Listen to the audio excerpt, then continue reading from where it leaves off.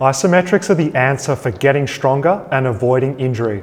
This technique will boost progress on every exercise you want to improve. Lifetime gains incoming.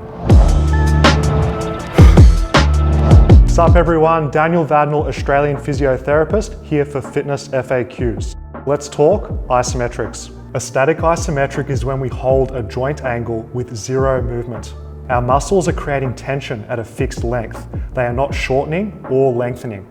Directly targeting sticking points is an effective way to decrease weakness. In every exercise that we train, there tends to be one specific sticking point we all struggle with. Where the sticking point occurs depends on the type of exercise. Sometimes it'll be the hardest when our working muscles are at full stretch. Other exercises will be most difficult at the mid-range point. And lastly, we can find ourselves having issues in the fully contracted end range.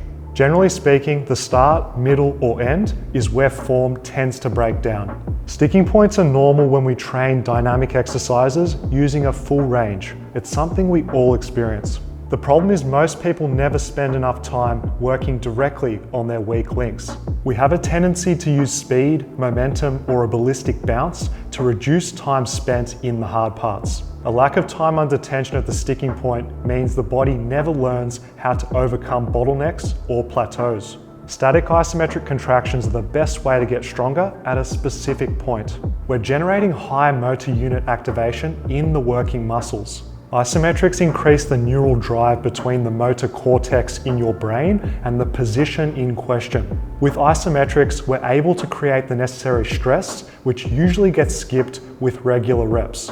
Guys, don't let the science seem confusing. It's simple. If we put effort into our sticking points, we're going to reduce the deficit and progress towards our potential. Here's the main principle you should understand about isometrics. Strength gained is highly specific to the joint angles and the movement we use in training. With isometrics, expect to mainly get stronger in the specific posture, plus or minus 10 to 20 degrees above and below. That's the main reason why isometrics are a supplementary training method. The gains, they are niche. Just because we're talking about the topic in this video, it doesn't mean we should only use isometrics. The best approach is training both full range of motion and isometrics. A comprehensive approach to calisthenics is a smarter way to use your time. Full range plus isometrics improve the movement as a whole and strengthen sticking points. Smart and effective. Let's keep it real. Vertical and horizontal compounds are going to be a feature in your workouts long term. If you avoid the fads and avoid distraction, you're going to be pulling and pushing with the basics for years to come. In order to continue seeing gains, strategically adding isometrics is a perfect plateau buster. We're using a novel stimulus to create a different kind of stress to spark progress.